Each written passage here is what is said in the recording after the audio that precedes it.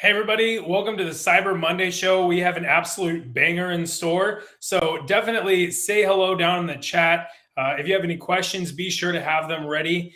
I'm very excited to dive right in. So we're going to get started after this.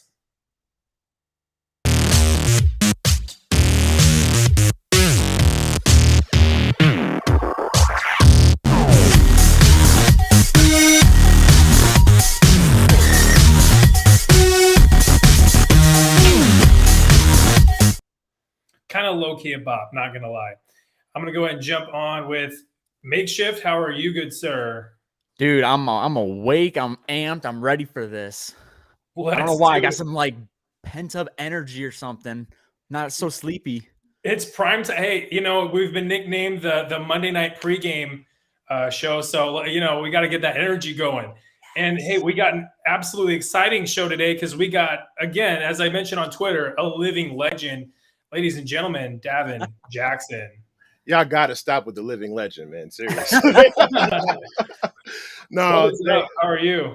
nothing much, man. Listen, I know I have the reputation for the biggest intro beat in the podcast, but I think I might need to step it up. That I'm sitting there, I'm bopping. That's a whole vibe in there.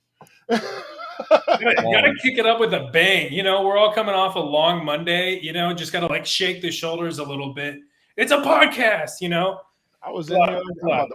I had to remind myself it was a Monday. I was like, I'm about to pour up and just vibe out. And then I was like, oh shit, I'm on the show. Oh, I can't say. Can I say shit? I don't know. Oh yeah, it's fine. It's all good. We got the bop already flowing, so it's all good. Yes. What's going on, people? I see the chat is popping in here. I see a few people. I don't want to beat you to it. Sorry, I'm used to doing the hosting thing, but I see Alexandria, I see Tish, see Infinite Logins. What's going on, people? Conda, what's going on, sir? How you doing? I'm sorry, I don't know. Oh no, you're good. Everybody, keep throwing the hellos in the chat. We'll have you popping up on the screen here for people watching replay, and you guys will live in immortality. That's kind of a big thing to say on YouTube, but anyway. Davin, well, first off, thank you again for jumping on. Everybody that's watching should know who you are. In the event that anybody hasn't become acquainted with you yet, do you mind just kind of jumping through, your time in cybersecurity so far, Alpha Cybersecurity, kind of, all of that stuff? Okay, so you got about an hour, right? All right, so I'm gonna keep it short. So my name is Davin Jackson, also known as DJax Alpha on Twitter and Instagram, and yeah, I think it's just DJax Alpha there. But I run Alpha Cybersecurity. Right now is literally just a blog and content creation site. I am also the host of a little podcast called Infosec Unplugged that's live every Thursday. I've been in cybersecurity now probably about 6-7 years, maybe 8 years. I don't know. I can't count. 2020's been felt like 4 years. I've been in tech now for about 16 years. Yeah, that's about right. About 15. Yeah, about 16 years. Been in tech, cybersecurity about half of that. So about 8 years now. Started off as an aircraft mechanic. Like my story has just been all over the place. I was actually an aircraft mechanic in the military, came out, and there were no fighter jets in the civilian world. So tried my hand at a whole bunch of different things. I was an electrician for a little while. I actually got to work on like the first smart houses when they were like integrated houses with like a big ass remote control. But between falling off of ladders and not liking companies holding my value or my future, it led me to kind of go back into tech with the help of my wife, she was my girl at the time, but my wife putting her foot in my ass and telling me that I had to do something that was going to stick. So shout out to her. I love you, babe. But yeah, like I said, I always liked tech. I always liked to fidget and with stuff. Like I said, my grandmother, God rest her soul, used to let me just take things apart as long as I put them back together by the time my dad picked me up at 5 o'clock. Otherwise, I was getting my behind kicked by her and him. And I was going to be honest with you, my dad was 6'5", but I was scared of my grandmother. So Most people are. if anybody has a Jamaican or Caribbean grandmother, you know. So, but yeah, like I said, it was, like I said, it was there where I really knew I wanted to get into it. When you got older, I got older, you know, started looking into things like sports and girls and all the other things that were cool. And, you know, being a nerd wasn't one of them. So I kind of like, I guess, suppressed that. So that's kind of where I veered away for it for a little while. And then, like I said, when we came back, when my wife was like, what is it that you like to do? And I'm like, I like tech stuff. And I just didn't, and I realized I can get certifications and stuff like that. I did. And I worked my way up from like A+ to sysadmin, MCSA, MCSE certs with Microsoft. And then I knew I wanted to transition into cybersecurity. I just didn't know how. And then I was working in a school system and came across a whole bunch of issues. So I was kind of, I guess, blue team incident response in the beginning, trying to be more on the preventative side of things. And then I came across vulnerability management, which then led me to pen testing. And it's kind of just been, I haven't looked back. So took like three or $4,000 because my job didn't want to pay for it because there was nothing in the budget. Took about $3-4 of my own money, drove down to Virginia for a week after doing like a lot of self-studying. And I went to a hands-on boot camp taught by Keytron Evans from Infosec Institute. And yeah, like I said, it just went from there. For one, seeing that I was good at it, and two, seeing someone who looked like me in that space that was there, that was able to kind of sit with me until like one. I mean, there were times we were up to like 1 a.m. and just shooting the shit. So it was just like, man, this is awesome. So, yeah, that's pretty much it. Like I said, I've been doing pen testing and stuff like that ever since. Now I'm in the AppSec space. That's a different beast, but it's a good one. It's interesting. So I focus more on now doing more AppSec stuff and API hacking. I don't know if you guys saw my my talk I gave with Sands on the OS API top 10, but that's kind of been my niche now, if that's what you want to call it, more web app API hacking type things. So that's fantastic. I mean, yeah. a long storied and I mean, just touching a lot of different areas, you know, throughout your career. I think that's, you know, pretty sick. I'd love to talk about the shirt. There's a comment down in the comment section. Wait, so hold on. Yeah, I see Tish. Tell him I said what's up, and I got to get him on the show. And I saw Harley Infinite Login said, "Would you say paying $4,000 out of pocket is worth it for a boot camp nowadays?" Not if you don't have the experience, right? If you're gonna pay $4,000, make sure you do your own work first. Because too many people are jumping into these things and have no idea. When they go day one, they're like, all right, fire up a Kali Linux box. And they're like, wait, what? Or run an Nmap scan. What's that? So do your homework, do your due diligence first. I like boot camps as to supplement, right? So for example, I tell people, if you have the opportunity, if you're going for example, if you go for your CISSP, what worked for me, disclaimer, study all of it, right? Study all of it on your own. Get the CISSP Sunflower. It's a document with like a cram sheet. Get all of that. And then maybe about a month before you test, take a week-long boot camp. And now you have the instructor who can kind of give you certain tips on the side, but you already have the knowledge. So you're not walking into it blind. So it's something to complement the foundation that you already built. So yes, $4,000 out of pocket if you can afford it. Don't fall into these things where they're like, oh, give us $4,000 or $5,000 and we'll get you certified, and now you're only paper certified. That's my spiel on it. Spend, like, you know, don't go broke on boot camps if you don't know what the hell the boot camp going to teach you. Yeah, amen on that one. Yeah, that's good. Do you think that, you know, a company, you know, say a company hires you on for one role, do you think, you know, are companies pretty willing generally to help financially support paying for some of those boot camps? Because $4,000 is a pretty hefty price point, especially for somebody if they're coming in from, you know, a job with a lower salary. So, all right, let's shake the tree a little bit. So, Andrew says, "Oh, smack. Listen, I'm not the GOAT. I'm just a kid from Bridgeport trying to get by and feed his family. I'm not trying to be put on no pedestal. I'm not trying to be an influencer or one of the gurus on Infosec Twitter. I'm sorry, I don't want to start shit on your show." Let's get into it. We got the But, Let's get after it. but now let's shake the tree. If you are invested in a company that's not invested in you, then take your investment elsewhere. And right now in the field that we're in, now's the opportunity to do that, right? Mm-hmm. And here's a hot take that I get a lot of heat for because people still cry about loyalty and shit like that. I had somebody who I worked for tell me there is no loyalty in tech. Mess me up. I'm literally sitting in a meeting with him and he said, there's no loyalty in tech. This is the man who's literally writing my checks. It was a small business. I ran his business like it was mine. Like he would go on vacation and because I took pride in it, right? Because I was loyal. And sure enough, about 6 months later, I had to go get my son from school from daycare one day. He was really sick and he was like, yo, your kids aren't my responsibility. He's like, that's not my priority. My priority is this business. And I was like, you're right.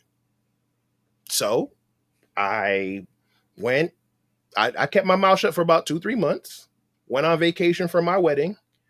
And while I was on my honeymoon, accepted a new job and came back. And he was like, yeah, so you're back, man. Great. We can get the ball rolling. And I was like, oh yeah, by the way, I'm out. Right. But it was, like I said, it was a lesson learned because I put so much time and energy in this man's business thinking that it was going to come back and that he would invest in me. And in turn, he just literally looked at me like, nah, you're just the means to an end. So that taught me the lesson there. Honestly, I love the school system I was working at. Had they not BS'd me and finagled, and tried to fudge the numbers and do all that stuff with the budget, I probably would have still been there. I probably wouldn't have been making the money I make now. but again, why did I leave? Because once it got to a point where they weren't willing to invest in me and I had to invest in myself, it was like, all right, cool, I can do that, right? I was saving all my money when you so for example, you have a job where they'll reimburse you, right? Or they give you little salary bumps. What I did was and I might be giving away one of the talks I'm working on, I saved all of it, right? So if my budget was X, I kept that budget no matter what raise I got. And what I did was I convinced them to reimburse me for any exam that I passed. So I literally got like 6-7 certs off of $200, right? Because I took the first 200 and I got reimbursed and I took it, paid another one, took it, paid another one, and I kept doing that. But as I was doing that, anytime I got a little raise or a little bump, I just banked it. So now when I knew I wanted to make that turn into cybersecurity and I said, hey, you guys gonna help? And they were like, no. All right, cool. I got this money saved in the bank. And I took that and invested in myself. And like I said, I made that money back in 6 months because once I did that and I got some more hands-on experience, because again, the hands-on experience is important. And I was able to leverage that into a job. My salary literally doubled overnight. So now I may have lost out on $4,000, but I doubled my salary in I'm lying, about 8 months later, almost about 8 months later. So these are things that you have to kind of leverage when you do. So, and then, you just keep building. You just got to keep building, right? And this is the part that they don't tell you on Infosec Twitter when they talk about the bag. They don't tell you the shit that you have to go through and the money you have to save and the side jobs you have to take and all of that. And I see XSS Rat says it's also a risk though, but I didn't look at it like it was a risk because I knew that I wanted to get into pen testing. So either way, I knew I was good, right? I may have not, even if I didn't get the job 8 months later, I knew I was moving into that field. Yeah. And if I didn't, I was going to do what I had to do, even if I had to leverage it and try to figure out how to go out on my own. Truth be told, I was a lot younger then. I didn't know how hard it would have been, but I knew at that time that I had reached my ceiling doing sysadmin work. Right? You can only configure so many Active Directory environments. Like to me, like when you can call me and I'm not even in front of the computer and I can troubleshoot the situation for you, I get bored. And if once I get bored, you lost me. So to me, it was a necessary evil that I had to do. I didn't, like I said, it was money that I had saved off to the side. So it's not like, I didn't pay the mortgage, or I didn't pay the light bill, or my kids didn't eat. That was just that was like my play money that I saved off to the side. And I was like, okay, I can get these video games or these Funko Pops or whatever. And I said, nah, let me spend it on something else. And like I said, luckily it worked out. Yeah, there's a couple of things. One, there's like all this talk about what's called, like, they call it the Great Resignation.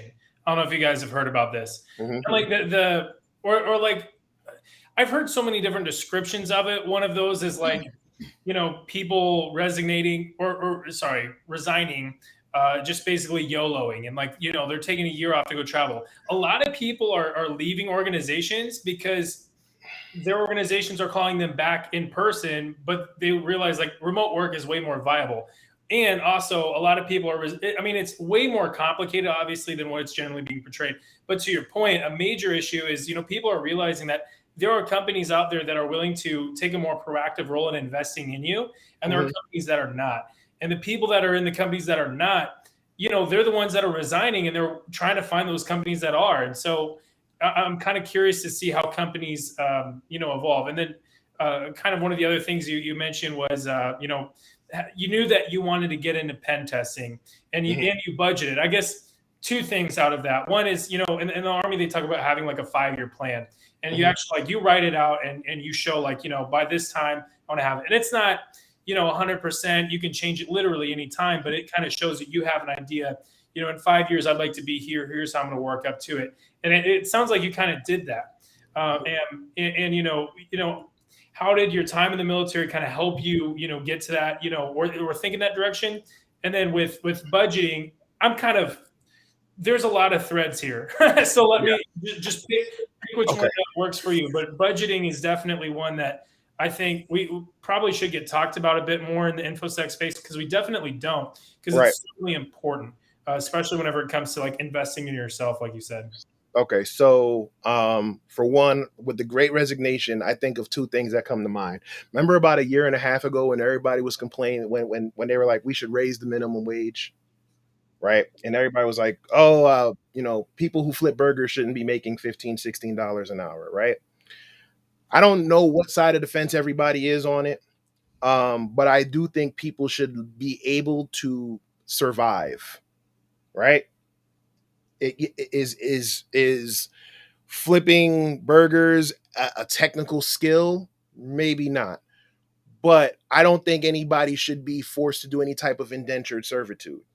That's just my take on it. Everybody should be able to work something, especially when you have millionaires and billionaires who don't do shit and are literally making billions of dollars just because they tweet about it.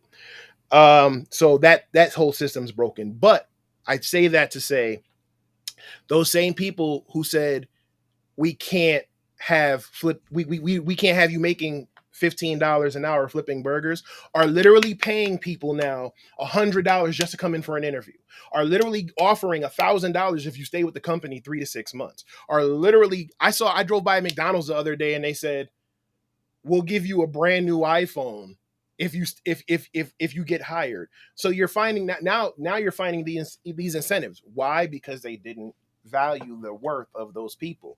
And now with the Great Resignation, you have people who are like, hey, I don't need to go into work and deal with this crap every day. Especially when you have some people who, well, again, I don't know what side of the fence you're on with this, but when you have people who are making more money off of unemployment than they were off of their job, and then all this time off, they probably learned new skills. They probably said, hey, okay, well, the one thing 2020 showed us that I think was popular was that I think is popular is that these companies can be gone just like that. So if you don't have a skill that's transferable, or you don't have a like learning a trade or something like that, you're screwed. So now what did these people do? They invested their time into learning these skills, and now they're making the transition. And now they have value in themselves. Like I said, people need to work, people need to get paid. Hopefully they figure it out, get into cybersecurity. Now, be careful. Companies desperate to hire usually have a reason to be desperate. Absolutely. But this is why I said, but this also goes back to my thing about there's no loyalty. So use them just like they're going to use you. If you died tomorrow, your job would be posted before they told the company that you died. Oh, yeah. Right? If you died tomorrow, your job be posted before lunch. And then towards the end of the day, they would go, oh yeah, by the way, such and such passed away. Our condolences. Let's chip in some flowers and and sign a card. Okay. Yeah. So if you got to work at a company for 3 months until you find something better, again, you don't have to follow me. You don't have to follow what I say. But again, if you're living, if we're talking about surviving and doing what you got to do until you can do better, that's what if I follow the lead of the company I work for. If my company shows me that they care about me, then I'm gonna care about the company I work for. That's it. Now, budgeting. This is a major thing again when we talk about the bag, right? Because you have a lot of people who probably came from a situation where they're not used to making six figures or close to six figures or even 75,000 or whatever, right? Mm-hmm. And I tell people all the time, it's one thing to get the bag, but it's another to keep the bag and secure the bag, right? Because if you go and you bust your behind for how many years, and now you get a job that pays you, let's say $80,000, right? And the first thing you do is now you run out and go get a brand new car. You run out and you get these credit cards. You're doing this, you're doing that, because now you have this money, and now you done put yourself in debt. What are you gonna do? That extra money that you're making is now all tied up. So now you're forced to, now I need to go try to do something else. And this is the cycle that people get caught up in that, again, they don't tell you about. So it's one, like I said, and furthermore, if you don't get the bag the right way, in 6 months, you're gonna be right back down there. So for my folks who are following the people on LinkedIn who are like, oh, what certifications can you get? I can get you all these certifications in less than 6 months, and you're just getting paper certified. Oh, I'm AWS. I got this. I got my OSCP. I got this, and you didn't earn it. You don't know what's actually in the certification. You just knew what you needed to know to pass. And let's say you go get a job, and at your 6 month review, they're going to look at you and go, I thought you said you were qualified in all of this. Yep. And just like I said, there's no loyalty, and most of these jobs are at will employment. So they can fire your ass for no reason. So now you went from, I make $80,000 a year, but you basically flubbed you fudged your resume because you ran off and followed whoever you wanted to do on Twitter and finagled your way to the bag, and now you fumbled it. Now you're making nothing. And the cybersecurity community ain't that big, so people gonna talk, especially when you need references. So now if someone goes, oh, do you know Caleb? Yeah, I know Caleb. That mother lied on and said he was he said he was super certified. I knew it. Do not Guilty. Right? So this is why I follow two mantras I always tell myself. Always bet on yourself and do the work. Right? Because you have to bet on yourself in the world of imposter syndrome and Infosec Twitter and YouTube and all these people who are out here like, oh, look at this $5,000 bug I made, or look at this RCE I did. And you're trying to figure out just how to get by, you get lonely because now you feel like everybody is above you. But you have to, that's where always bet on yourself kicks in, because you have to know that you're here for a reason. You've gotten this far because you deserve to be here. Unless you did that LinkedIn bullshit, then no, you don't deserve to be here, and you should feel bad about yourself. Fuck it. But if you did actually do the work, then you won't have to worry about it. You can look back. Like anytime I go through imposter syndrome about once a week. Seriously, about once a week, I look at what you guys are doing. I look at like people like Alyssa Miller. I look at people like Alyssa, both the Alyssas, Alyssa Knight. I look at what they're doing. I look at Philip Wiley. I look at all these people who I'm lucky enough to say I can actually speak to personally and actually have their numbers in my phone.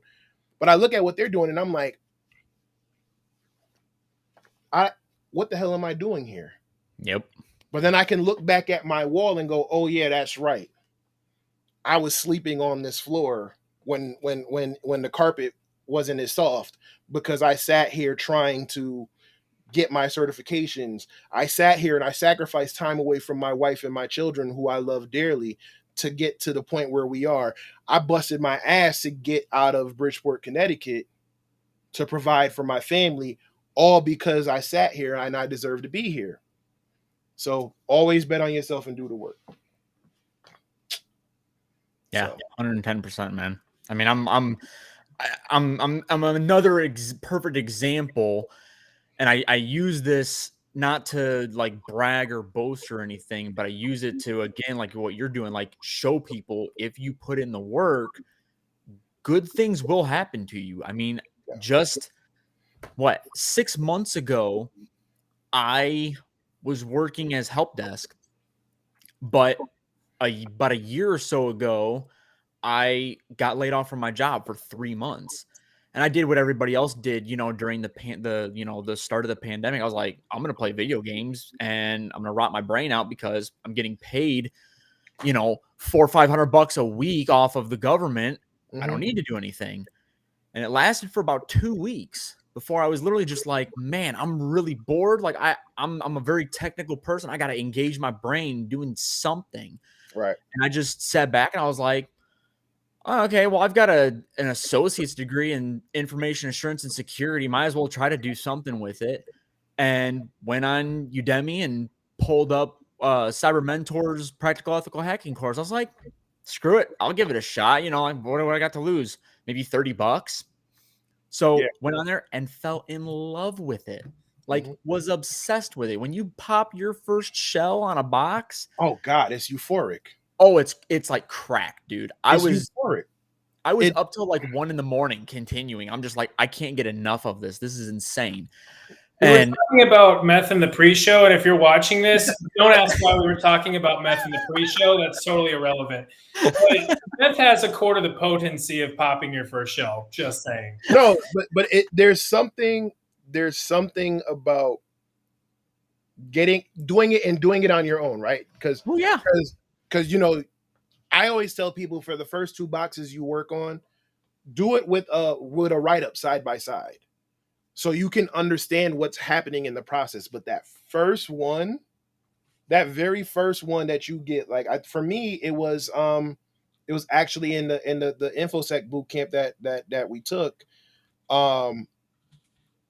I should say it was the first difficult one, because there was easy ones, but one where you actually had to really put shit together and figure certain things out, and you had to use certain tools that you're not accustomed to using.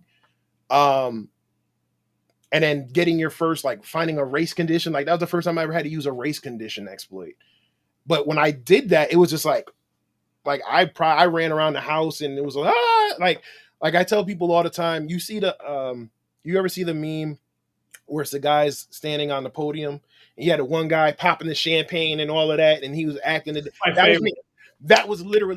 That was literally me, because how Keytron does it.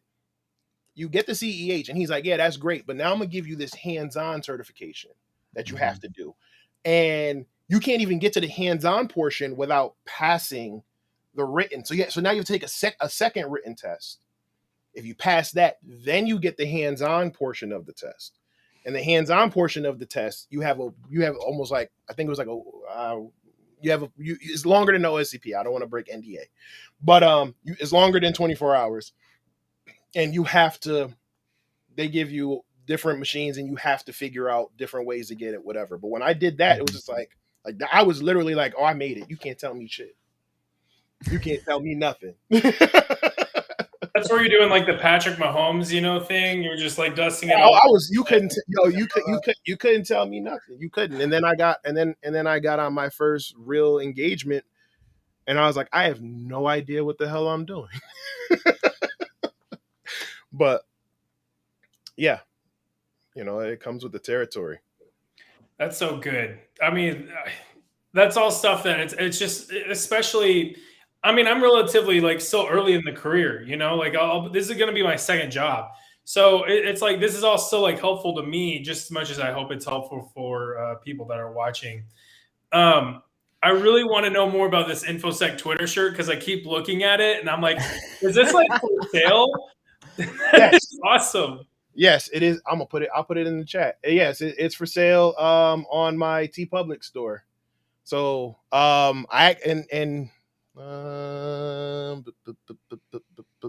here it goes. Merch. There you go. Yeah, I actually made it over the summer, designed it over the summer with all the nonsense that goes on Infosec Twitter.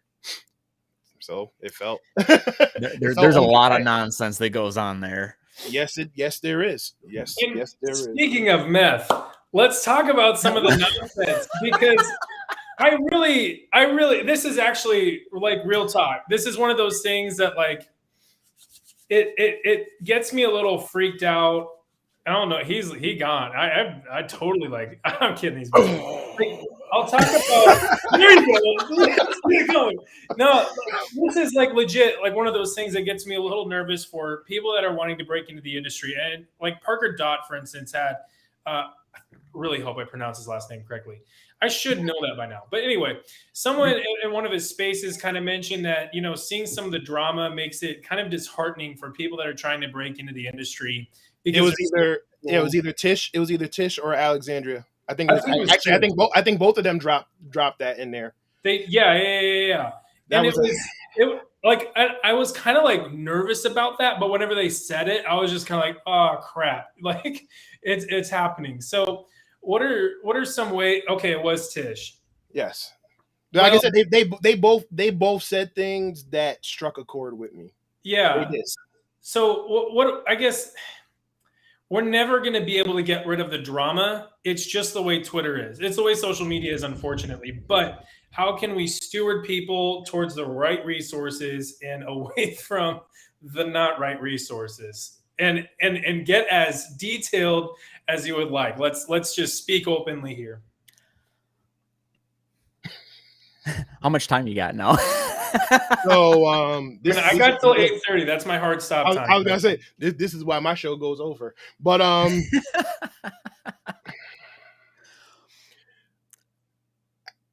a part of me lets people find out for themselves, right? Mm-hmm. And then there's a part of me where certain people might just be a little doing the most, and if I am invested in seeing that person succeed, you will get a message from me that will just say, just be mindful, right? Because, and for the record, this has nothing to do with Make or Caleb. If y'all got problems, bring it to me. In the words of Professor Black Ops, I'll take the smoke. I'm toxic. Just avoid me at all costs. So let's be real for a minute. Let's be real for a minute. There's a lot of legitimate bullshit that goes on in the InfoSec space, right? Mm-hmm. There's a lot of gatekeeping. There's a lot of racism. There's a lot of sexism. There's a lot of just everything, right? Mm-hmm. And over the course of the last year and a half to 2 years, at least, because that's when I've really got engaged, I've started to see people really make a concerted effort to make a change in that, whether it's to share the mic in cyber, whether it's people like Alyssa, like Make, like you, Caleb, like JB, like Ty Wilson, like Tracy Mayleaf, Infosec Sherpa. You know, there are people who are really, really trying to change that narrative, because you have people who are legitimately being held back because they are not the normal make that you see in this community traditionally. However, there are also those who use that and weaponize it. Mm-hmm. I was going to tweet something out today, and I said, nah, let me not. But I guess you're going to get the exclusive because I like you. I appreciate it. Over the course of the last 3 to 6 months, I've come to realize that if you really, it seems like if you really want to boost your engagement and get yourself out there, be wrong. Mm-hmm. Be wrong. Be wrong. Be toxic. Be a dickhead. Right? Why? Because that seems to bring the attention of everybody, who then is going to say, nah, that's wrong. Nah, that's not the way to move. Right? And usually what happens when they get corrected, they play the victim card. Oh, you're attacking me because I'm this, or because I'm a female, or because I'm whatever, right? And although it is true that's who they made up, that's their makeup, they are throwing rocks and not and hiding their hand. Right? You can't come out here and motherfucker this person, cuss out this person, threaten to dox this person, call this person out their name, and then as soon as someone tells you, you know what, you ain't shit, now all of a sudden your fifis are hurt. FOH, sorry. Yep. Right? Yeah. But unfortunately, these are the people these are the people who get the following. These are people who have thousands of followers. And I don't care about the numbers. I care about what they are putting out on their platforms, right? Yeah. Because, like I said, I came from Bridgeport, Connecticut, and growing up, the ones who had money were either athletes or did something illegal. You didn't see people in a professional field that looked like me. So I take it very personally when I see people, not just who look like me, but people who even came up with the financial makeup like me. If you grew up struggling, or you grew up poor or whatever, and you are legitimately trying to do things to change your life and change the outcome and possibly even build something for generations, but you're following these people who are toxic, it bothers me. Because now you're listening to them.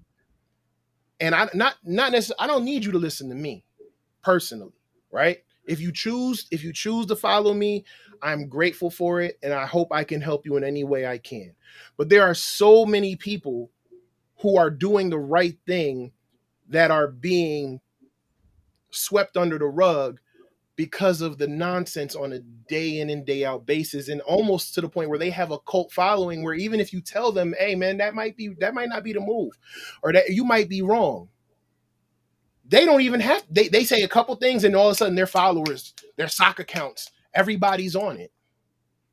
So I feel I get frustrated sometimes. And Caleb, we've talked about this offline, where I'm like, yeah. Yep. Yeah. I want to get a hat, like one of those hats that you see, like. Yeah, but it's serious, right? I'm not calling out any names, because frankly, there are several. I mean, it's almost like, and they just kind of like pop up. So it's like, you could, name names now, but it's like, tomorrow in a week, there's going to be other people, Yeah. And I guess, and again, you have some people who might not be as toxic, but they just might be wrong. But they are so stuck on that no one can correct them, that they are somehow infallible, that they can't be corrected. Well, Right? they've convinced themselves that they're right.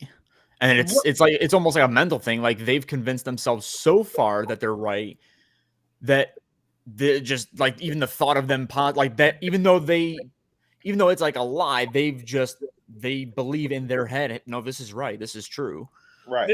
This kind of, I mean, this makes me think of some conversations I'll have with my dad. So he actually teaches cybersecurity, and there are times that like I'll think that I am right on like something, and like I'll be kind of like defending my case, but like he's got a PhD. I'm not going to defend my case to a PhD. Like he knows it, and like he'll have to like occasionally like just kind of grab me and be like, Caleb, be teachable, and it's like that is a thing. Like I mean, you got to just like sacrifice. That's part of being like a student, and I'm 25 years old. I'm not perfect. I'm still trying to figure this out for myself.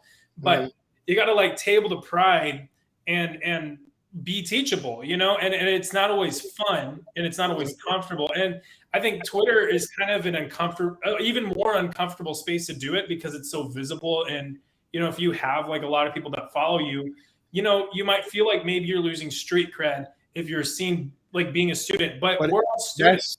But not to cut you off, but that's where you have to put your pride to the side, right? Yeah. Because I have how many years of experience, but if Ty Wilson, and I'm not to name drop, but if Ty Wilson or John Breath or Marcus J. Carey or Mary Galloway call me right now and say, chill out, I'm gonna tell them this is how I feel, but I'm gonna chill out.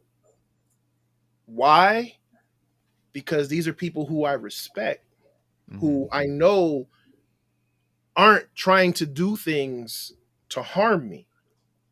Right? That's the thing. You have to take it out of your mind that everybody's out to get you.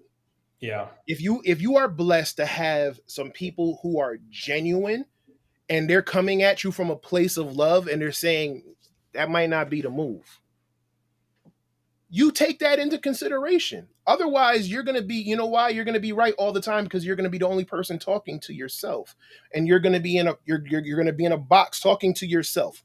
That's it. Or you're going to have a bunch of people who are your yes men or yes women or yes people just going, yeah, you're right, you're right, you're right, you're right, you're right. And guess what? None of y'all are going to advance anywhere because y'all are all sitting there.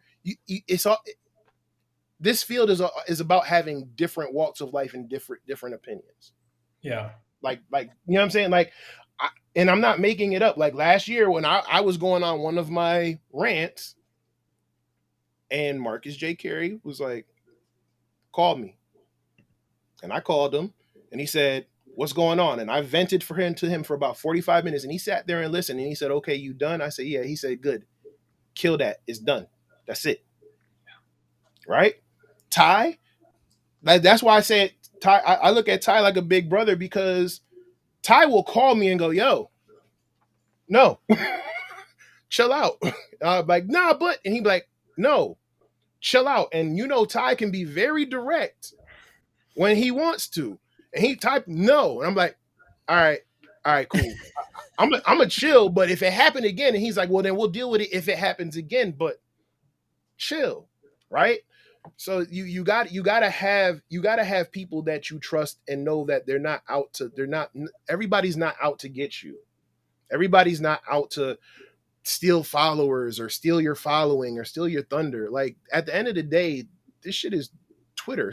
It's not real life until you see people. And that's the other thing. People talk a lot of things, but you won't back that up.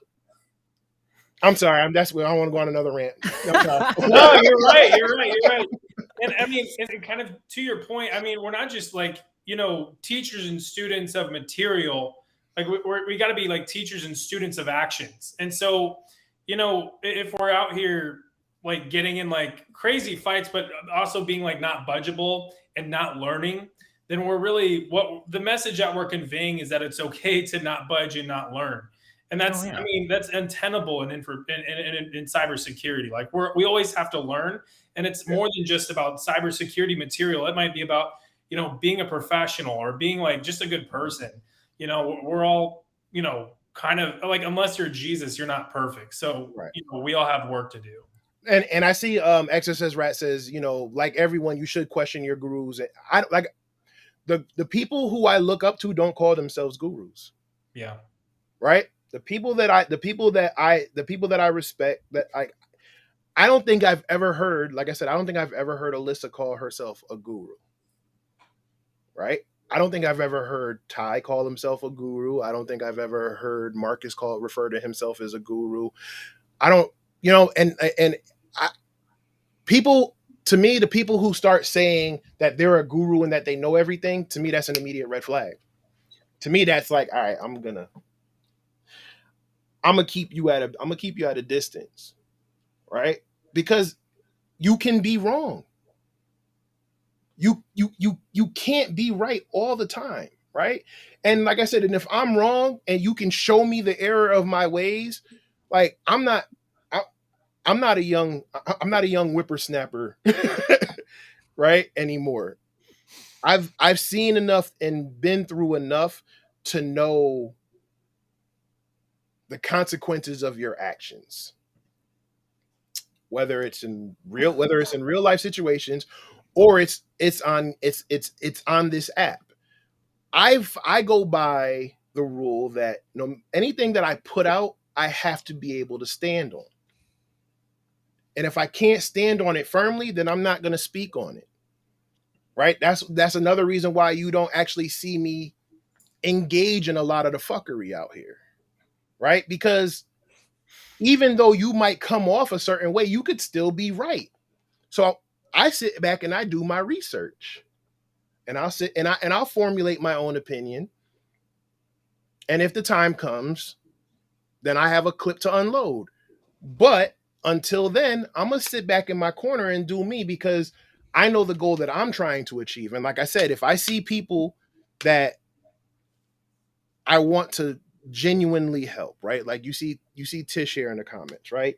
And you see her story, you see how she's building up her stuff, right? She's being very transparent.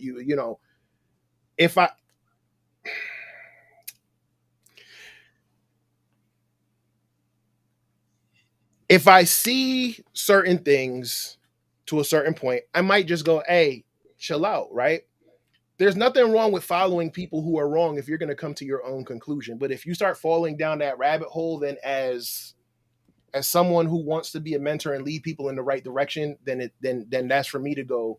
Again, I'm not telling you who you can and can't follow, or who you can and can't rock with, but you just might want to be careful. You know what I'm saying? Because it gets real. It's a real slippery slope out there. So that's all. No, you're right. And the brain's all inputs. It's IO. So if you're seeing a lot of, let me stop for a sec. If what you're inputting is all negative and is just kind of like toxic, then you're kind of gonna import that rot into your own system. Yeah. You really don't want to be doing that. Make out, what do you got? Well, I mean, I'm very much of the mindset of, take the constructive criticism. There's been a number of times where I've posted something, whether I'm kind of in a heat of the moment or whatever, and I know I'm going to be touching a hot topic, and I make a comment on it. I literally tell people, I'm like, do not be afraid to call me out on something. If I say something out of, whatever, if it's wrong, please feel free, either whether it's DM or even public. Like, I honestly don't care. I prefer it to be public, because then it hits differently. If you say it behind closed doors, and then it's like, oh, okay, well, nobody else saw that, so I don't have to necessarily keep the same energy myself. It's keep the same energy, right? If you put something out there publicly, then you have to be prepared for it to come back in the way that you sent it, right? Exactly.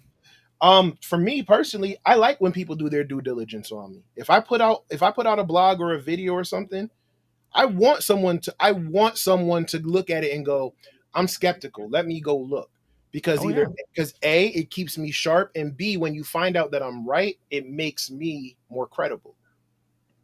See, that's the flip side. People always look at it like, oh, why are you trying to follow up on me? Oh, you're hating on me, or you're trying to bring me down. No, go ahead. Go ahead. If I told you to do something and I was technically wrong or fundamentally wrong somewhere, tell me. But if I'm right, I want you to also tell me as well. And usually Yeah. when they're silent, that's when you know they're right. Because one of the things that used to bother me the most in being in this field, and right when I first started doing blogs, is that you would have the gatekeepers and the tech bros where I felt like every time I put out a blog, I had to justify my existence for being here. Yeah. Every time I put out an article, well, what makes you qualified to speak on this? What experience do you have? Oh, I don't know. Maybe my whole career, or maybe the CISSP that I worked for, or maybe the fact that I worked on this or whatever. And then they would look and they go, okay, yeah, no, you're right. Oh yeah, he's right. Good, cool, right? Or they would be quiet. To me, that silence speaks volumes, because you, again, why do I need to listen to you? Read it, watch it, and then you don't see nothing. You're like, oh, okay, yeah, do me a favor, STFU, go on, stay over there, go on back in your corner and kick rocks. Yeah. Well, and I'll add something too. So if you're somebody that posts something on Twitter or Facebook or LinkedIn or whatever, and you say something wrong and you can't take somebody coming at you and saying you did something wrong, you won't last in InfoSec. Because I'll be honest with you, I've been called out at my new job a couple times for being wrong on something, where I've said something thinking, hey, I'm contributing to something. And then they come in and they're not rude about it. You know, you're a team, but they let you know, hey, great idea. Love where your head's at. Not the move we want to be making, you know. Right. And I've even done it in so every Monday, or no, every like Tuesday or whatever, we have a big meeting with all of our like IT InfoSec people to kind of keep us all on the same page and talk about stuff that we're, you know, trying to implement. And I was trying to implement some new policy, you know, to increase our security structure and everything. And I had a bunch of people jumping at me, and not, you know, again, not negatively, not in a malicious manner or anything, but they were questioning me. And it was like, it was almost like them testing me, like, how much research did you actually put into this? And I did a fair amount, but some of the questions that they were asking me, I had no answers for. And I sat back, I was like, I don't know. And then it caused me to then go, okay, I don't know everything. I'm getting hit with a lot of questions. It kind of put me in my place. And then I went back and I did more research. Yeah. And that's if you, again, that's a teachable moment. Exactly. Like, if you cannot take somebody coming at you and questioning what you know, cannot take, you know, the criticism, you will not make it, because you're going to get hit at it from every corner. I don't give a crap if you're freaking red team, blue team, purple team, yellow team. I don't care what color team you're on. You're going to get hit with it, because I can guarantee you, and I'm sure you can attest to this, Davin, because you do red team stuff.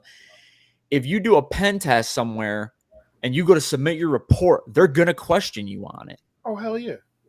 They have that's it. Yeah, they have to. Exactly. They have so to. They test you on, okay, what did this guy actually do? How much knowledge, you know, does he have pertaining to this specific report, you know? And it tests you on, what did you do? How did you find this? How'd you come? So, Yeah. And again, this is why this goes coming full circle. This is why knowing your shit is important and not just getting paper certified. Right? 100%. So, case in point, ask anybody. Well, you can't ask anybody because I don't really put my business out there like that. But any company that I've done pen tests for, if I found something, my reputation is I write my proof of concepts to the point where I can hand it to the most non-technical person in that room and say, follow these steps. And if I can get the most non-technical person to exploit or find that vulnerability that I found, how can you dispute it? I'm talking about down to the different flags in my Nmap scans. And not only am I explaining what you're typing, I'm explaining what it's supposed to do, and I'm screenshotting everything. I will have a proof of concept on something where I pop the shell or something like that, and the proof of concept is probably like 10 pages long because you're literally looking at every single screenshot that I've done. Why? Because now, like I said, if I can make you do it, you can't question me about how I got to it. It's right there. Yeah, you wrote the documentation. It's literally color by freaking numbers, right? And my report, and I tell people who I mentor, get used to enjoy writing the report. Enjoy it. No one likes to sit there and type sometimes 60, 70 pages. Case in point, another tip, get a really good create a template. So write 2 or 3 long reports and then have a template for everything that, so now this way you just got to plug in the IP addresses or plug in the results of whatever you need to do. Get a template. That, please, it'll save you a lot of time. But enjoy writing reports. Enjoy writing reports to the point where, because now this is your time to shine. And always remember, you're writing the report for like 3 groups of people. You're writing it for the executives who don't care about the technical side. They just want to know how much it's going to cost the company, or can they somehow ignore it and accept the risk. You're writing that's the executive summary. So that's probably the first third of the report, the first maybe 5-6 pages. Mm-hmm. Then the middle of the page, this is where you get to the technical side of things. Now this is for the network folks, the sysadmins and whatever, because now you need to break it down, because now you need to prove to them, oh yeah, they really did do the work and not just plug in a Nessus scan or a Qualys scan and plug in the end results. By the way, don't do that. Please, for the love of God, unless you want to cut your career as a pen tester short, do not just plug in the results of a vulnerability scan. If you get vulnerabilities in a vulnerability scan, confirm that the vulnerabilities are actually there. Don't tell them that they have a critical level SQL injection and it's not even there. Or you tell them, oh my gosh, I found this critical cross-site scripting and it's literally just a reflect hello. And you can't do nothing with it. Lord, please. I love you. It's coming from a place of love. Do not do it. Anyway, go back to what I was saying. But you write these reports and you're writing it for these audiences. This is what gets you paid. This is what keeps you paid. This is what keeps you securing the bag. Yeah. Because especially if you're in the consultant space, you have to show results. And they have to know that that you are who you say you are when you walk into that room. You have to walk out of there feeling confident, with them feeling confident that, okay, yeah, they did their due diligence and we're going to use them again. That's it. So. Yeah, that's so good. That's really good. Well, real quick, if anybody has any questions, pop them in the chat, and we will be sure to address them. And we'll probably call it here in like 15, maybe 20 minutes. Is that okay with you guys? I'm good. Yeah, I saw one in here earlier. Harley, Infinite Logins had asked me about why did I jump to web apps instead of staying with yes, the infrastructure side of things with my Active Directory. The challenge. Honestly, I was terrified. Like when I jumped in, when I did my first web app pen test, I was terrified because when you first learn pen testing, unless you jumped right into web apps, which some people do, I didn't. You learn the network pen testing, infrastructure pen testing. So you learn about doing internal pen tests, external pen tests, whatever, running your scans, the traditional crap. So the first time I got put on a pen test, and it was like, what the hell am I supposed to do with this? Burp Suite? What the hell? What? Proxy? What?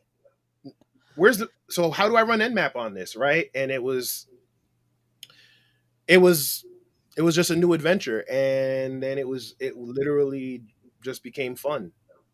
Like it was one thing after another. I just really started to enjoy it, and then when I actually jumped into the AppSec space by accident. This is also where you should also have management and HR work together to know what the hell they're looking for when they put out a job rec. Because I thought I was walking in doing web app pen tests, and I walked in and they were like, "So this is our mobile app, and this is this," and I'm like, "So where's the web app?" They're like, "Ha, silly." What the fuck? It was like, "Wait, what?" And they were like, "Yeah, AP, we have to work on these APIs," and I'm like, "Hey, oh god, what the hell?" And I literally taught myself application testing and web and API testing on the fly. And that's a different beast in itself, because you have to know when the API is doing what it's supposed to do versus when it's doing too much, because APIs are designed to give you a lot of information. Mm. Now you have to determine, but because they're designed to give you a lot of information, they inherently give you too much information. So you have, and at that time, API pen testing was new. Like there weren't. I mean, there still aren't a lot of resources out there. And then you have Alyssa Knight, who does a lot of the stuff with hacking connected cars. I actually have her book, but she's a big API pen tester. So I followed her.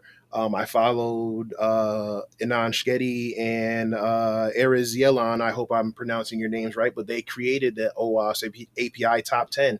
And I sat there for months just going away at it. Tanya Jenkins, she's another one with the OWASP DevSlop team.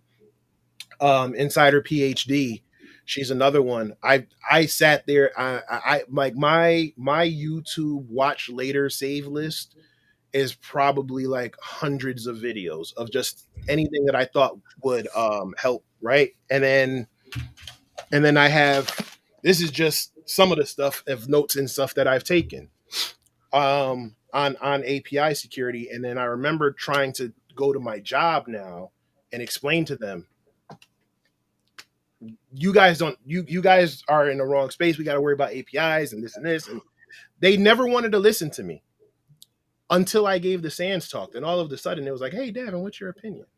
Right? It was like, I went like 6-7 months and I'm like, we really need to start implementing we're testing for web app we're testing for web app vulnerabilities on stuff, and we run mainly APIs. We need to test these APIs. We need to test. This is why when we bring third party pen testers in, they're finding things all the time, and they can't. And when we do in house stuff, because you're telling them to look for traditional SQL injection vulnerabilities that aren't big in APIs. I mean, I know the 2021 OWASP top 10 came out, but the 2017 SQL injection was number 1. On the API top 10, injection attacks are number 8. We got to change our way of thinking. Oh, you're full of crap, blah, blah, blah, blah, blah. Again, justifying my existence. Then SANS approaches me and says, "Hey, we saw your API stuff. We'd love to give you a talk." I give a talk, and now I go into work the next day, and they're like, "Hey, so that API stuff, is that the stuff you were trying to tell us about before?" And it's like, "Dude, kick rocks." But yeah. But yeah, like I said, to me, I like the challenge. I like it being new. I still will mess around with Active Directory pen tests. Like, I every once in a while we'll get put on an infrastructure or network pen test. So I still keep my skills sharp. I mean, that's part of the reason why I got my G pen, right? Because I needed to get back into that world, because it can be two different worlds at times. Mm-hmm. That's good. We have, several questions that have kind of come in. One is, what advice do you have for people starting their cybersecurity journey? Learn what you want to do. There are a lot of jobs in cybersecurity. You don't always have to go into pen testing, even though I'm biased, and I will say get into pen testing. But you can learn pen testing. There's red team, blue team, there's purple team, there's AppSec, there's web app, there's network security. Hell, there's Wi-Fi security. Find what works. Find what speaks to you, right? Like I said, pen testing to me, it scratches that side of my brain that makes me want to figure out why things work. And it brings me back to that little boy who was probably doing things that were, now that I think about it, were probably really dangerous. Because like messing with speakers while the power is still on and stuff like that. But it brings me back to that little boy who was tinkering in his grandmother's living room just to figure out how things work. That might not work for other people. So my thing is to do your research and do your due diligence. Don't let someone dictate what path you should go on, because you might jump in and say, hey, I want to be in the pen test, or I say go into pen testing, and you go into pen testing, and then like 6 months in, you're like, man, I hate it. I hate you. I hate everything about you. Why'd you bring me here? I want to do blue team, right? So learn where you want to go. Like for me, it was pen testing or cyber forensics. Like if I could do it all over again, honestly I probably would really look into cyber forensics, because I just like doing the investigations and that whole mindset. So learn what works for you, find the different resources before you spend a dime, right? Or if you have to spend a dime, see if you can get it on Udemy or Cyber or something really cheap before you go and really make a big time investment. Take some of these cheaper courses, or go on Twitter and find the people who are legitimately trying to help and not trying to grift you into buying whatever they're selling, and try to get some advice from them. Pick their brains, ask them, get some, do your due diligence, and then make your determination. You know, you have hell there. You can be a technical writer and make 6 figures just from doing. Man, stop pointing at me, man. It's so hard to do, actually. Like trying to like get this camera. I'm just saying, like, follow these two guys. They're great. But yeah, that would be my advice. And then also just be prepared. Be prepared to do the work. Like again, it's not easy. It is not easy. And don't, please, for the love of God, if you come to me, if you DM me and ask me how you can get 6 figures in 6 months or less, I'm probably going to leave you on red and block you. And for the love of God, do not ask me to hack anybody's social media account. But can you hack someone? So please just ask. Golly. Yeah, but seriously, do your due diligence, and just ask around. And that, like I said, I don't like telling people to jump into getting different courses until you know that this is where you want to be for at least the next 18 months to 2 years, because it's going to take you that long to really get comfortable. You might even get a job in the field. You might get a job in the field in 6 to 8 months of preparing, but to get comfortable to the point where you're like, yeah, I'm good here, it's going to take some time. So be comfortable knowing that you're going to have to commit that time, commit that effort, doing the work and betting on yourself. Because like I said, that shit is lonely, especially when you have a bunch of friends or a bunch of family members who have no idea what tech is or cybersecurity. And you're like, I got to go study. And they're like, yeah, but like that was a lonely stretch of time for me. Again, I had my family right upstairs, in the same house, but I still had friends who wanted to go out. I still had friends who wanted to party. And I'm like, I need to focus on this, because I set these goals for myself to get these certifications. And now I'm to the point now where I'm better off than where I was 10 years ago. I'm not quite there where I want to be yet, but I'm a lot closer to my goal than where I started. So you have to just be prepared for all of it. Like there's a lot of lonely nights. There's a lot of times where you're going to be sitting there looking at a book and the book is reading you more than you're reading it. Right? Dude, I'm like literally hearing you talk about all this is almost kind of bringing flashbacks from when I, just at the start of this year studied for the Security Plus, because it's, again, like, that's not an easy certification to go after. Like if you're attempting to go after it, you can't have the mindset that I did when I first started studying for it. I was like, it's gonna be a breeze. All I gotta do is read a book, know a few key terms, and I'm gonna pass this thing, because that's how I've always passed tests. I memorize stuff and I just go through it. And it was way harder than that. I got my bachelor's in cybersecurity, and I would have failed if I didn't like spend that time, like those same nights, like studying. Like, I mean, I can't tell you how many times literally I sat back and I was like, nope, I have to study for 2-3 hours, a night. And I, just like Davin said, like, I had people that were like, hey, let's go out to the bar, let's have a couple of drinks, hey, let's go to this party, let's go do this. And I'm like, I can't play games with you guys. I can't go to the bar, I can't go to these parties, I can't do none of this stuff because I spent my own money paying for this certification. Like, it was, I mean, it's a $350 exam on top of all the other stuff that I bought. So rounded up to 400, like that. Back then, that was not easy for me to come by. Right. So, I spent the time doing it. And then, I had a buddy of mine, everybody might know him as Raven Hacks on Twitter. He was the one that was like kind of pushed me. He's like, hey, dude, like, you got to make sure you study for this. And I'm going to send you some practice exams on some questions and see how you do on them. And I was like way overconfident. I was like, I got this, dude. And I started taking them.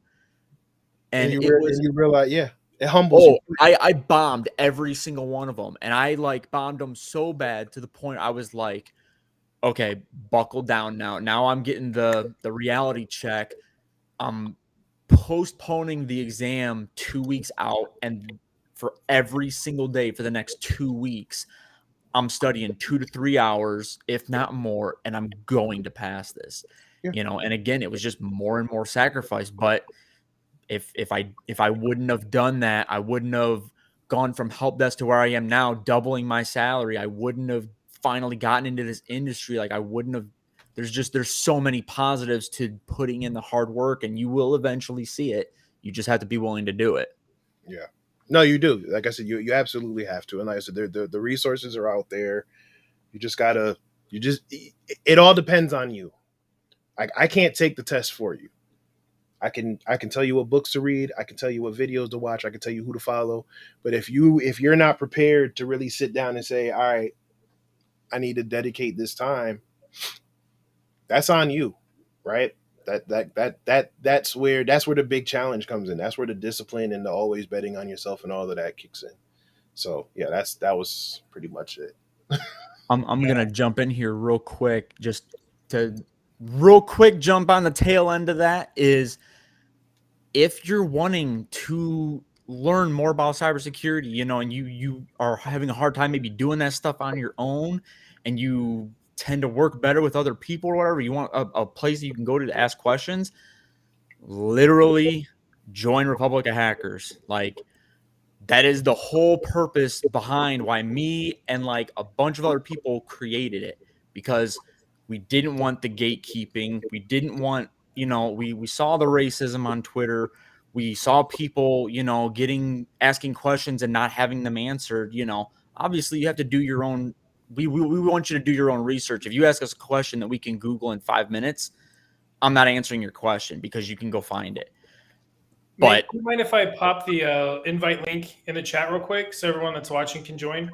Yeah. Okay. And I'll also put it, if you're watching this on replay, in the description, so you can jump right in. To echo, but I mean, that is, yeah, it's a phenomenal community. It's literally the whole reason why we generated it. We've so far helped a couple people get jobs.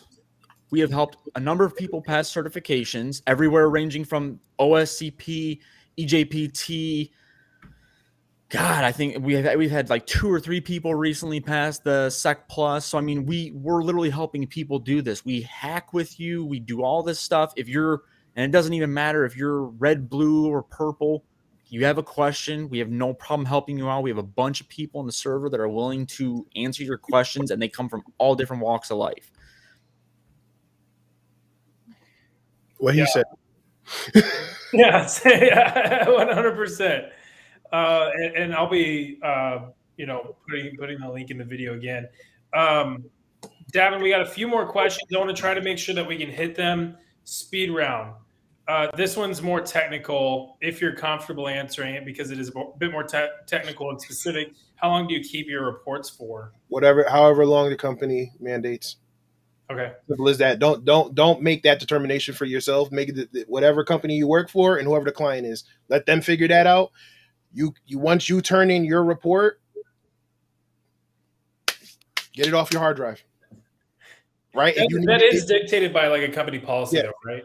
Yeah, pretty much. If you need to access it on their network drive.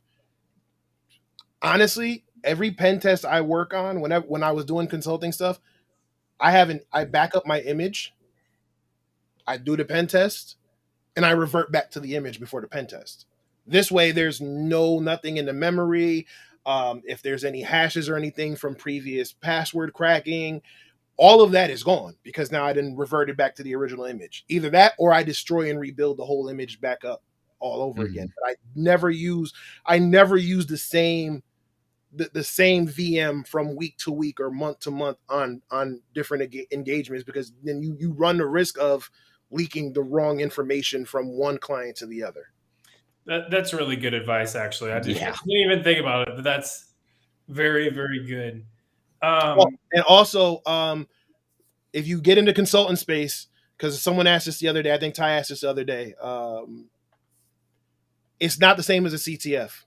Do not take files off of a corporate production environment machine. Show that you can do it. Show that you have the capability of doing it, but don't do that, because the moment you do that, it turns from a pen test to a data breach. Yep. You'll get that blue team calling several people. Like I said, I followed that, and then shout out to Tim Medine from Sands. He actually said if you work for him and you do that, he's firing you on the spot. As he should. Yes. What's next for me in InfoSec? I want to get into the teaching space. For the last few years, again, I've been open about it. I've been really struggling about where I fit in the whole cybersecurity realm of things. And at its core, take away the bullshit, take away the gatekeeping, take away the corporate nonsense, take away the toxicity. I love this shit. Again, I'm that little boy, that little 5-year-old boy plugging things up, trying to get things to work and whatever. I love. Now, when you start adding all those other things, that's where it starts to get a bit murky for me. And also, again, going back to what I said before, this literally changed probably my life trajectory. Mm-hmm. Right? I'm able to do things now for my children that weren't available to me.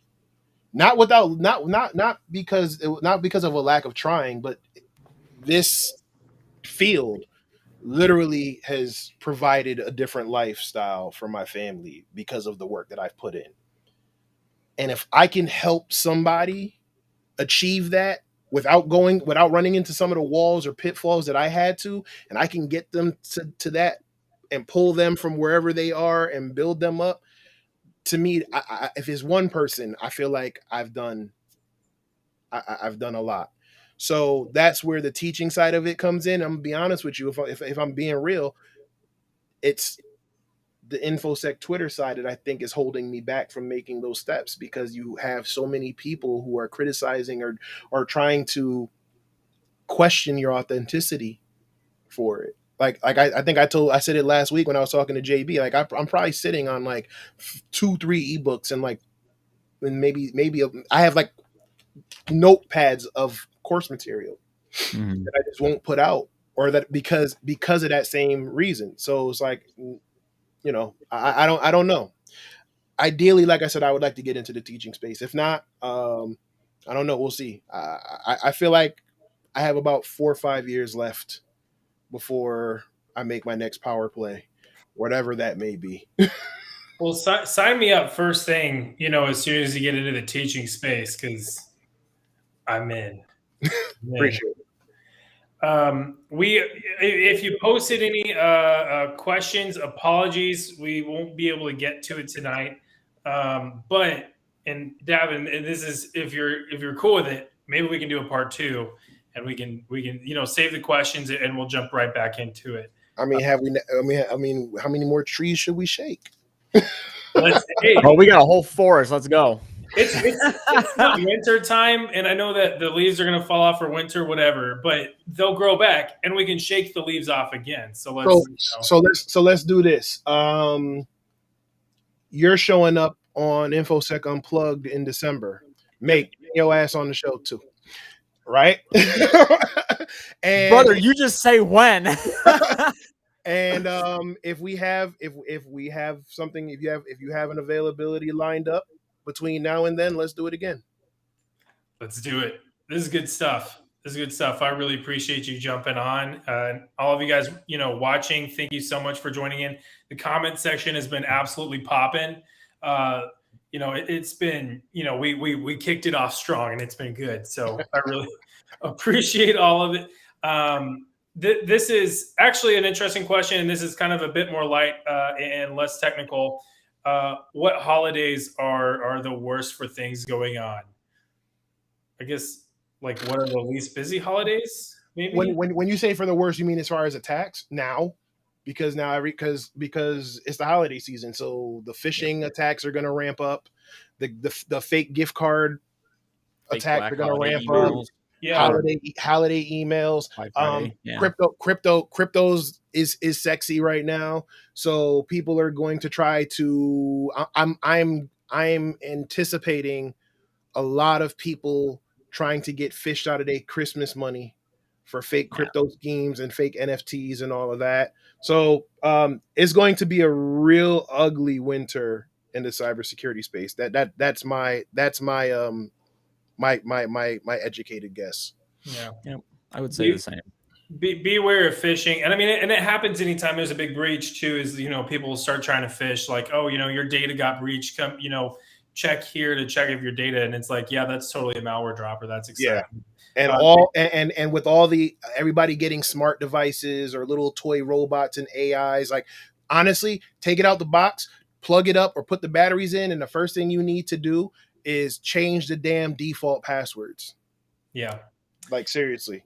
And Eric Bellardo just posted a video about the Robinhood breach, which I was seeing some rumblings about it before I left for the gym this afternoon. But third party vendor, right? I believe it was because of a third party. Was it? I'll have to look into it. I saw some rumors. Went to the gym, came here for the stream. Yeah, I'll probably watch Eric's video here in a bit. Mm-hmm. But yeah, I know people are probably going to start, sending out phishing emails like, hey, are you a Robinhood customer? Don't lose your money. And Robinhood, I guess, it came out with a statement saying that no money was lost in the breach. But no money. But again, who needs money if I have a list of email addresses? Yep. Yeah, exactly. Like, and that's for like the attacker to go back with the email, do a phishing attack, and then start stealing money, right? On the back end. Okay, there you go. 5 million accounts. So out of 5 million accounts, if we say 20% of that 5 million are successful or get successfully phished, that's 1 million people. It's a lot of money. That's 1 million people going to get out. That's going to lose access to their accounts. Yeah. Email addresses of 5 million. Oh, so I'm just gonna wait. And you know what I'm gonna do? I'm gonna wait for that list to go public somewhere, and I'm just gonna download it for my credential stuffing attack. Yep. Sorry. Yeah. Yeah. Well, I mean, and the greatest defense, especially against Robinhood anything, is hold AMC, right? And not financial advice. Anyway, I'm definitely going to have to bounce. Gents, if you don't mind staying after for just a second. Again, thank you everybody for jumping on. This has been an absolute pleasure. Yes. Infosec Unplugged Thursdays. Yes. I'm back. This Thursday I will have Hacker Valley Studios on as my guest. So we're going to have a great conversation. We were just talking about crypto. So we're going to talk about ownership of your own content, leveraging it, because that's what they did. Shout out to them. Like, they are literally trendsetters in my eyes as far as what they did with their podcast and how they were able to leverage it into a job where they get to to keep their stuff and do what they want and still own their stuff. And now they have other ventures. So tune in Thursday for that. If you guys haven't done so already, please follow and subscribe. We're trying to build this up. Like I told you, my goal, my next goal is to get on Twitch's list of streamers for the next time they get leaked. Right. Yeah. Yeah. Boy, that'd be awesome. And I have a link to the YouTube channel down in the video description. So definitely drop a sub. There's some awesome content, awesome interviews as well, especially people that we've been talking about here on this stream. Yeah, there'll be more content coming soon. I'm gonna get back into some of the technical stuff, and I know you're short on time, but like Makeshift was talking about the video games and stuff that he missed. Like I have like a pile of games that I haven't gotten to, and I'm literally gonna make a stream of that. Like games that I've missed out in my career. So you're gonna see like I think the first game I'm probably gonna do is like I'm gonna finish up Batman Arkham Knight. I'm gonna finish up like I got XCOM. Yeah, I got I got Final Fantasy. So I'm gonna be streaming all of those. So you know, I you know, as soon as we get some time. For sure. All right. So I'm going to go ahead and hide you guys. And everybody, thank you again for watching. It's just been an absolute blast.